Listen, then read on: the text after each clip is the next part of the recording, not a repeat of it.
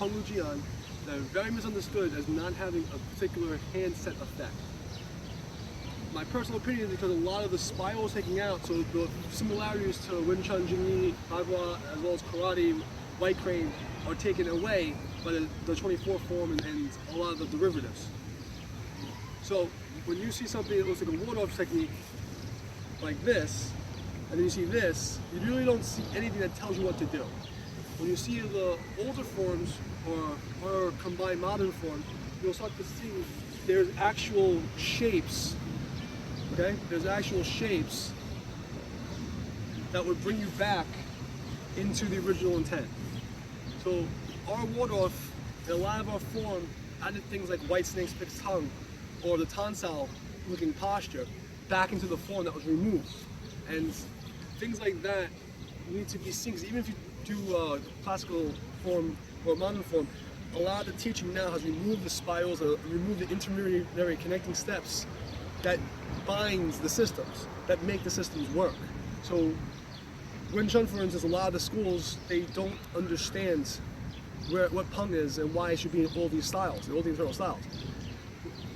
Taiji, for instance, lost the idea of handsets and why particular handsets are important. So we need to go back and examine that, and which is why in our system of Taiji Chuan and how we teach the form, we purposely went out of our way to reinitiate people and to unify it. Find out what's the same and get rid of what's different. And that's why we believe this style works, because we've gone through all the styles, even unorthodox styles, and say, well, what's the similarity? What do we have in common? And whenever there's something that's in common, means that it's a high statistical probability of a positive outcome in the exercise, okay? So, looking at our ward off,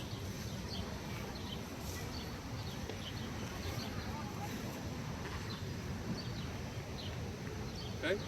I'm trying to show you guys very clearly that when we finish the ward off, this spiral action leaves you in this center guard. You can call it whatever you want to call it, but we've now made this a very clear move in our form. You see this over and over again. This goes into a stab, a grab, a punch, and then a retract. Okay? The retract can be a clinch, the retract can be a grab, the retract can be an elbow, the retract can be a pull, it could be a block. Remember that this style, Taiji, is more of a system of gestures and statistical probability. It's not exactly this technique does this one thing. This technique allows you to move forces along these patterns, along these lines. And that's really what it's about. That's what goes over the energy, but they get too esoteric about it. It's not, oh, the energy, which it is, but we need to first start with the energy, which it is. Kinetic force, right? Elastic collisions, constellation of motion. Things like that, in a very practical sense, is where we need to start in order to even be able to fathom an esoteric or occult practice of Tai Chi. So going back to ward off, we start off here, gather, set, guard. Okay? So this turn cat stance guard, low block, mid block. It's also a catch. Catch a kick, catch a guard, you can move. Okay? Things are not supposed to be stagnant. It's a general idea. The reason why you would do the palm here, because if it comes higher or lower, I can move it. This is the highest probability of success is in this particular spot. Does not mean it can't be put anywhere. So when you round everything off, it tends to hide the principle. And then you see people doing small frame forms.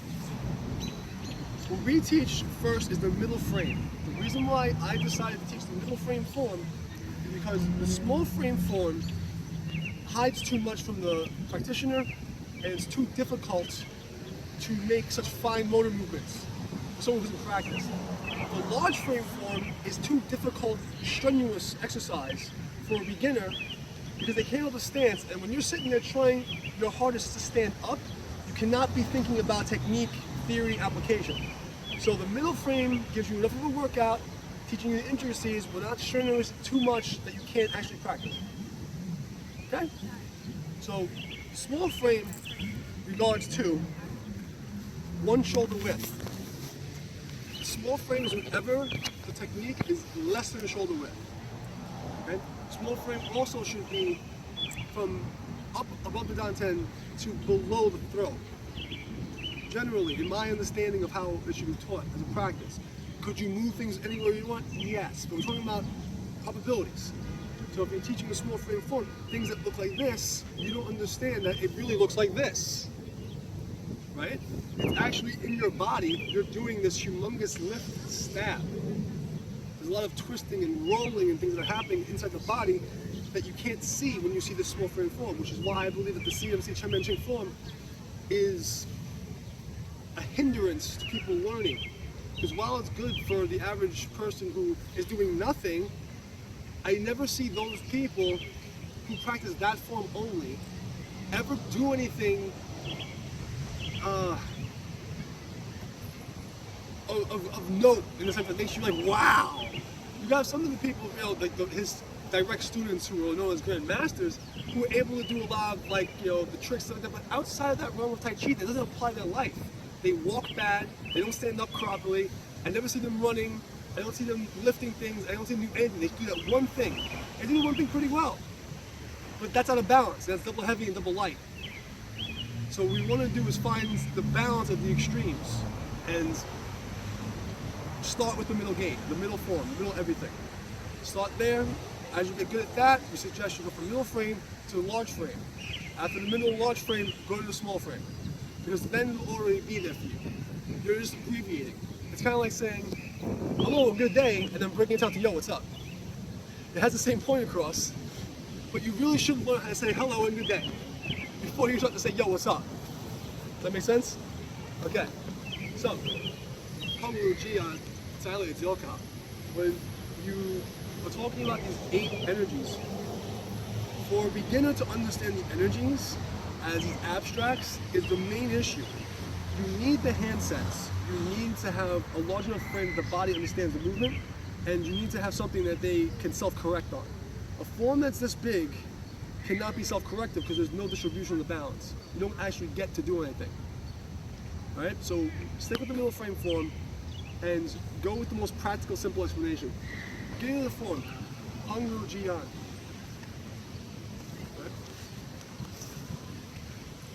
The Wu Ji posture, the center posture, what you're really looking to do here is turn everything off and find your central alignment. Crown the head, behind the crown of the head. Like the open space in the back should be going up the flat, up to the North Star. The tailbone should be pushing to the floor. Into the floor, see the earth as a piece of metal, a metal sheet, and you're trying to push your tailbone into the metal sheet and plug into it. Your feet are like an electrical outlet. The toe, the ball, and the heel are like a 3-pronged electrical plug. The bottom is the ground, that's the heel. The toe is the positive, and the ball is the negative. The front face is the positive, this is your negative, and this is the ground. When you're boxing, you only need a positive negative charge to be able to actually be effective. You don't have to have the heels on the ground. However, if you want a clean circuit, you need the heel on the ground. This is why classical karate and classical Tai Chi styles, they do what's called a weighted turn, where the foot is actually, all points are sliding across and drilling into the ground together. The average Westerner can't comprehend this, and they rationalize why they shouldn't do it because they suck at it and they hurt themselves. So it's a lot safer for the average person to pick up the heel and pivot. Okay?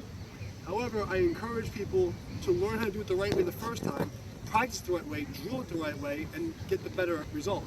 Don't make excuses for why you suck at something. Okay? This kind of turn is always more powerful than this kind of turn, because this kind of turn only activates the one half of the body, whereas this turn activates the entire body as a unit. Positive, negative, and ground channel will all activated at once. Okay? However, you do not need the ground channel to be effective in reality. It just gives you the extra. Same as if you're in New York, you know, people in Europe don't have the same kind of plugs, but here we have a positive, negative in the ground. When this first started coming out in the 80s, they didn't have those outlets. So we used to just break the bottom one off and plug it in anyway, and it works. Okay? That's how your body works. We're meant to move forward. So I only need this channel and this channel in order to operate in real life. This stuff be functional. If I want to be above functional, right, and above average, you need to learn how to use the entire system. So in this system particularly, you want to have a minimum of 3 points on the ground with 1 foot. The other foot is the assistant foot. So as I step, I put the ground, negative, positive, clicks. Now, do I need this in here? I don't need it if I want it. So when you see me do a ward-off technique, let's just say we'll do a very basic ward-off technique. I want this to happen, or you'll see this to happen. And this method is very good to teach beginners. Take up the toes and bring it in. It's only good if they can keep this bow effect with the legs open. See? Now you want to be able to do that without picking the foot up. Doing it in this way, you're basically putting a spear in the ground, or a post in the ground, and they're being wedged on this line. Okay? And then you're being placed a positive negative and bounce off the spring. If you do it this way, you're going to have a drop force, and it actually pulls you back from technique.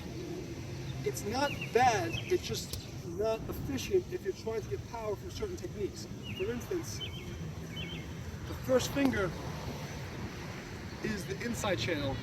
The last finger is the rear channel. This is how we teach. So you'll see a lot of people when chun skills, they do the bottom 3 knuckles. Old school boxers also would do that sometimes too. What happens is you're loading up to the ulna and to the rear.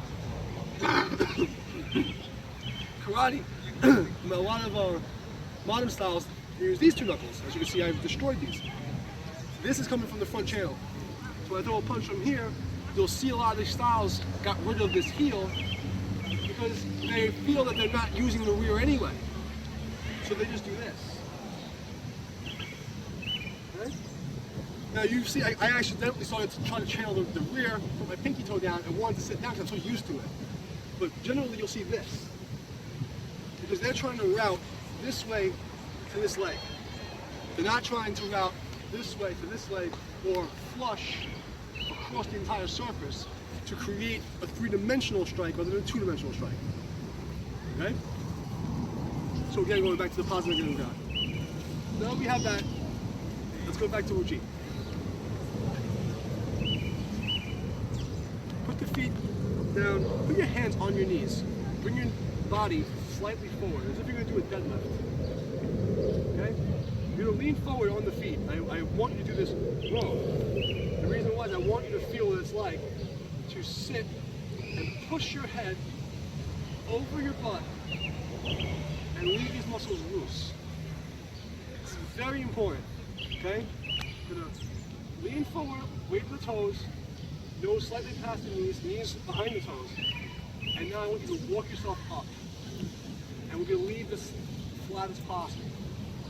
And this is a nice little trick to learn how to stack your spine. And what you want to do is try to relieve the tensions in the spine. Very difficult to do. Okay? You should feel tension in your legs. You want to get the tension in the upper body and bring it down to the leg. So while people say the tension is soft, it shouldn't be soft. Your legs should be burning. It should be on fire. The whole time you do this form, your quads, your gut, everything should be in flux. Until you've done it so many times that you just don't care if it hurts or you just don't feel it anymore. So I can sit there like this and I just don't really, I feel warm, but I don't feel like it bothers me anymore. Most of my students, after 30 seconds to a minute, they can't stand. You know, it's a different generation. But before you do anything, this is what you need to do. The weight on one foot, sink, put together. That's the opening. Before we go any further, I want you, again, curve the spine slightly, weight on the hands, sit, and push yourself, and walk yourself if you have to, and get your shoulders to stack over your hips without using your back. Another good trick is to initiate the action from the occipital protuberance, a little bump in the back of your head. Okay? We're going to bring that up and then walk the hands. And what that will do is start to cause a tension in the upper neck and the upper body, which will take the tension away from the lower back. And what we need to do is bring the ribs, the rib cage, the oblique slings, anterior and posterior, have to be released before we can start. So you'll see a lot of times this guy have a gut. What's actually happening is by shifting myself neutral and breathing from my kidney, it tends to squash your abdomen. If I stand up tall and bring my thorax up, it goes away. A lot of people have that beer belly effect because of bad posture, more so than atrophy of the muscles, right? No, not to say that they wouldn't have a flabby gut. What I'm trying to say is, first fix your posture, then you worry about the atrophies, because then you'll be forced to start working out by standing up straight. Once again, lean forward, weight in the legs, let your back, you can even do this on a table sometimes, and for new clients or people who are training, this is actually a perfect example.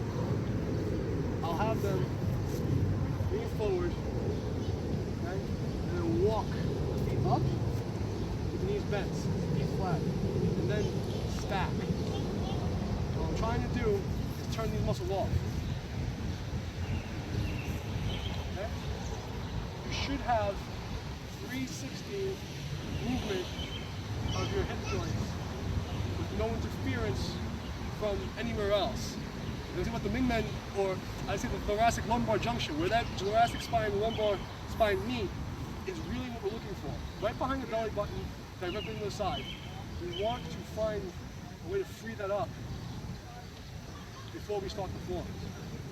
Okay? Very important. All this turns off, the legs turn on. And we're going to bring our mind down to the feet and the feeling of what the feet and the legs are doing on the ground before anything.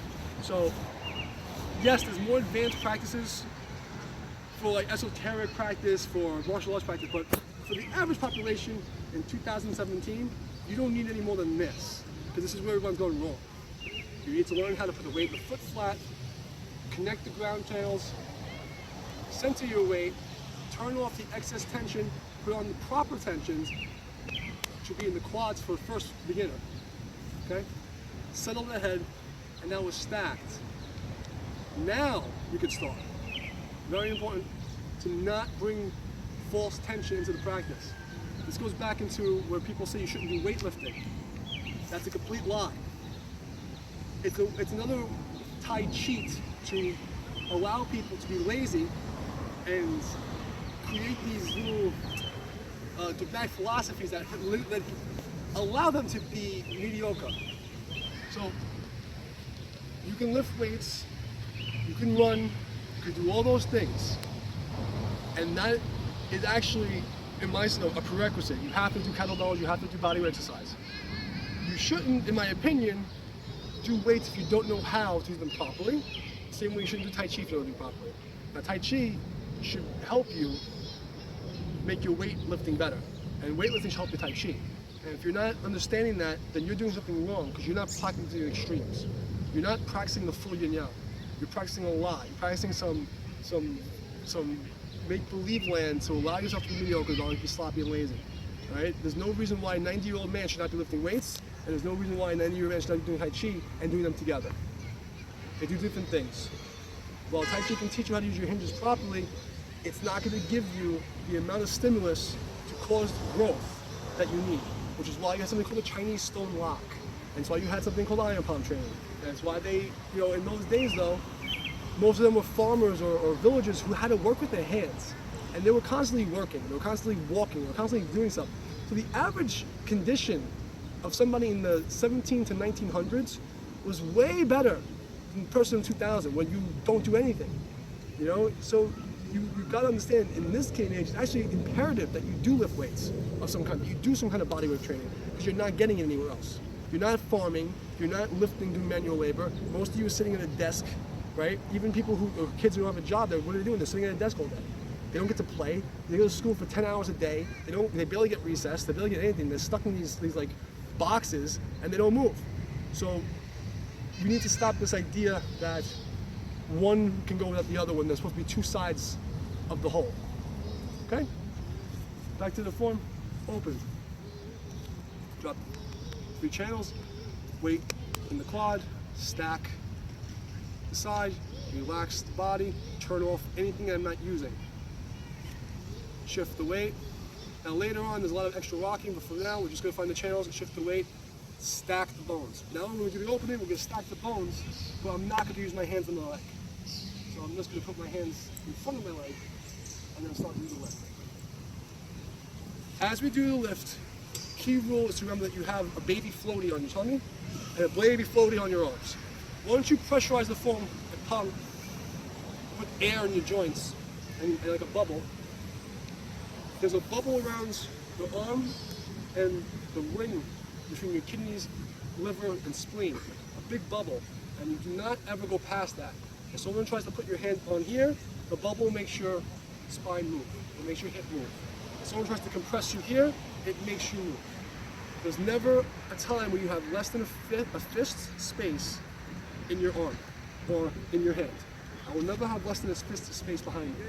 Okay? You always keep the space of a 3-inch blade between you and the opponent. So now we're going to do an exercise, make believe I have the wall. I'm going to stack my spine up, and that's going to start the flow. Okay? Do that again. I start to pung, fill up the air, stack the spine, and the hands start to go up. That's allow them to continue to go up. Now, what I believe is an issue generally from beginners in most styles is that they do the deadlift, they stack the spine, and then they move the hand. And I think this problem comes from a lot of these old masters having frozen shoulders and impingement syndromes because they start the form like this and then they lift their hands with the thumb down. It's a very big mistake. Don't do that. You start the hands internally rotated. Once you start coming up, I should be unspiraling the hand, connecting the tissues, opening, and unspiraling the hand. When I get to the top, I want to be thumbs up or palm up completely. And then set. One more time. So that by the time I finish the lift, I'm here. Okay?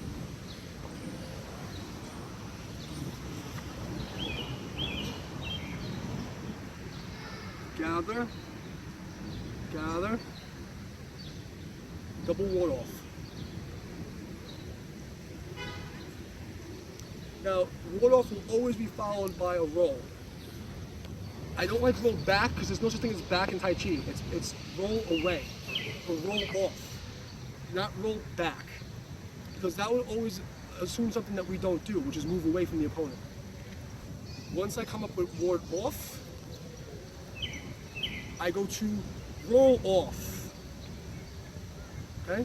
I go to roll off. Okay?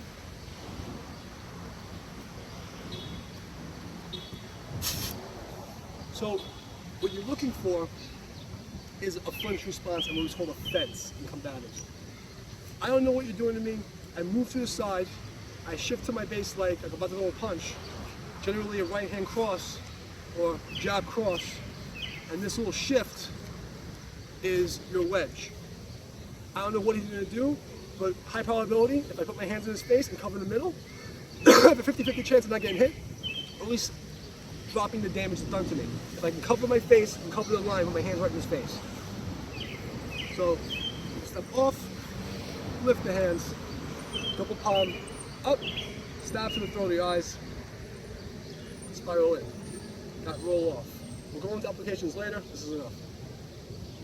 Sit down, stack the spine again. Now we're just doing it to the closer proximity. And then we go down to on. Once again, long range. Guy approaches me, I don't know what he wants, what he's doing. I want to get as much space as possible between me and the opponent. I say, whoa. He comes again, he's engaging, getting closer difference. I go, whoa. Take it easy. Okay? From here, we're in close range. I want to grab, tear, grip, block down, because at this range, probability sequence, I'm already in the guard for upper, I don't have to move. He goes to stab at me in the close range, or going to shoot on my leg, I have to be able to cut down and cut the line down. That's on, seal. I don't like to call on push, but I think it's a mistake. We'll get into that later. Pung is to ward off. The spiral goes up. Liu is the ends of Pung where the ball is changing towards on. Right? So ward off can be ward off the center any direction away from my center. Okay? Roll back or roll off. So warding up or lift up away, roll off to the corners. That's the best way I can explain it to you. In the front, ward off, don't touch my shirt. Roll away, is go anywhere in the corners. Anywhere in the corners. This is done by spiraling the local contact point. The connection point will turn and creates a wedge, and the person has to go off to the side. You roll the energy off and they go off to their corner, or you move the center away and they fall into the empty space. Those are all forms of roll away. None of them include backwards motion. Because when I do roll off in the form, it looks like I'm moving backwards. My energy is still forward. If he tries to come towards me, he's going to feel a bridge. He's going to feel something going towards his head, or his spine, as we like to say. So I'm never going backwards. Even in pulse monkey, I'm going forward, I'm going forward. I'm never going just backwards. That would be double light.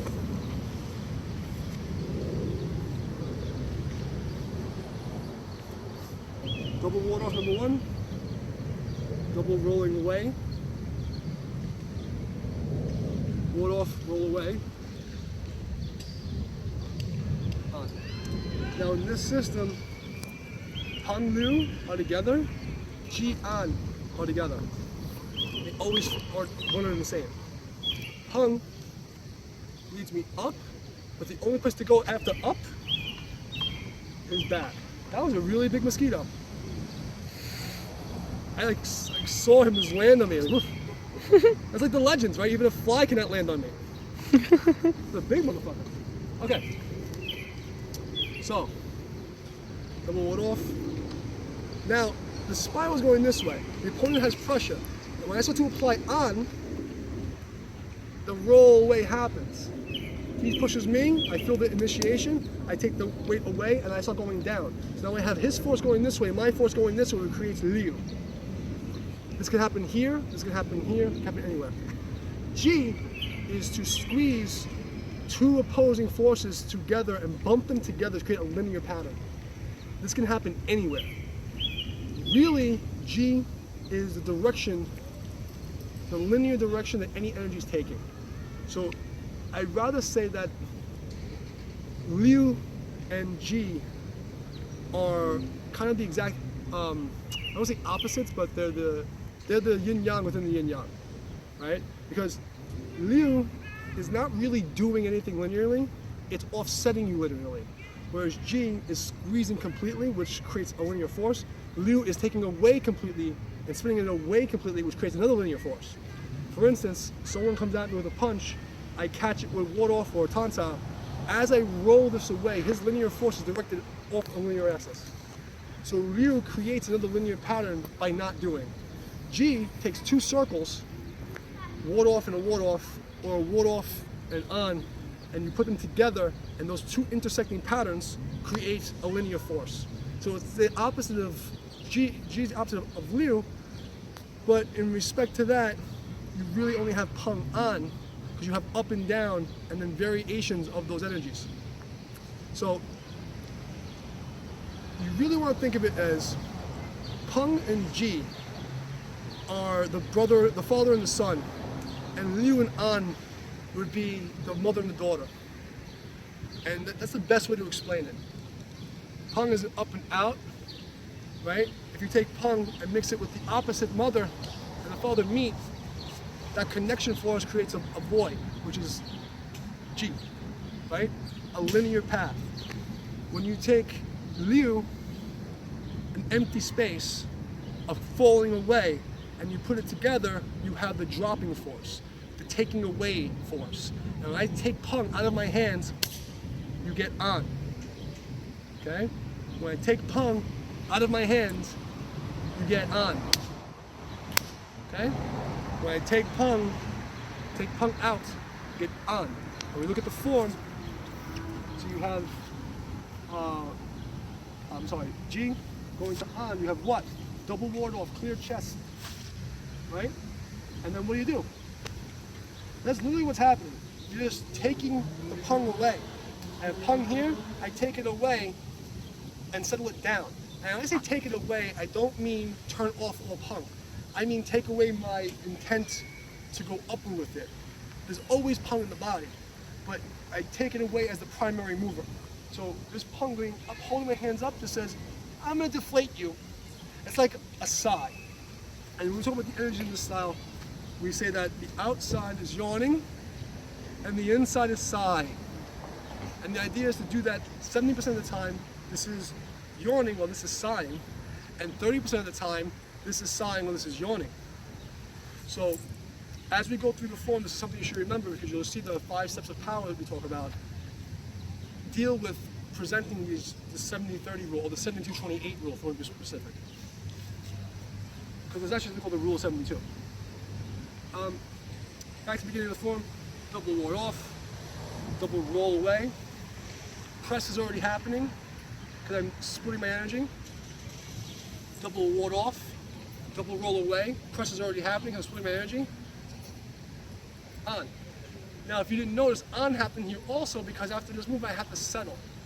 And as I settle and relax it, there's Pung. There's Pung going to on. Okay? So Pung, on. Pung, on. Okay? So put the Pung on somebody. Okay? Up and down is the only thing that we have. And it's just a variation up and down.